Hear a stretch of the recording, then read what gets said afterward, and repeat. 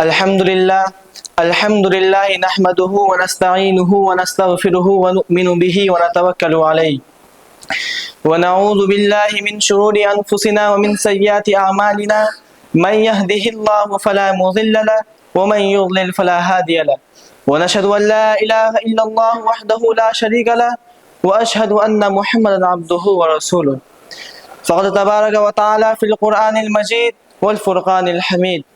अऊज़ु बिल्लाहि मिनश शैतानिर रजीम। बिस्मिल्लाहिर रहमानिर रहीम। वल काज़िमीनल गैज़ वल आफ़ीना अनिन नास वल्लाहु युहिब्बुल मुहसिनीन। सदक़ल्लाहुल अज़ीम। सरकारे दो आलम प्यारे नबी करीम सल्लल्लाहु अलैहि वसल्लम ने इरशाद फरमाया, पहलवान वो नहीं जो गुस्से आने के वक्त अपने गुस्से को कहीं बयान कर दे, पहलवान वो है जो गुस्से आने के वक्त अपने नफ्स को काबू में पाले।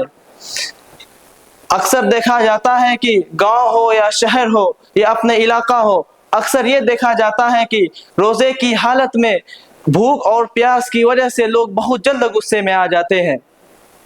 उससे कह दीजिए, अगर हम रोज़े की हालत में गुस्से लाए तो हमारा रोज़ा कमज़ोर हो जाएगा।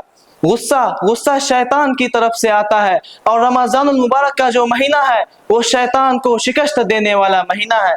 दोस्तों, इसका खुलासा ये है कि रोज़े की हालत में अगर आप पर कोई गुस्सा करे तो उससे कह दीजिए मैं रोज़ेदार हूँ। अगर उससे कह दीजिए मैं रोज़ेदार हूँ। गुस्सा पीना ही बहादुरी है, गुस्सा को पीना ही पहलवानी है और ये रोज़े तेरा इम्तिहान है। अल्लाह से ये दुआ है कि अल्लाह ताला हमको और सारे मुसलमान को रमज़ानुल मुबारक और दीगर महीनों में गुस्सा को काबू करना और अपने नफ्स को अपने कंट्रोल में लाने की तौफीक अता फरमाए। आमीन सुम्मा आमीन व आखिरु दावाना अनिल हम्दुलिल्लाहि रब्बिल आलमीन।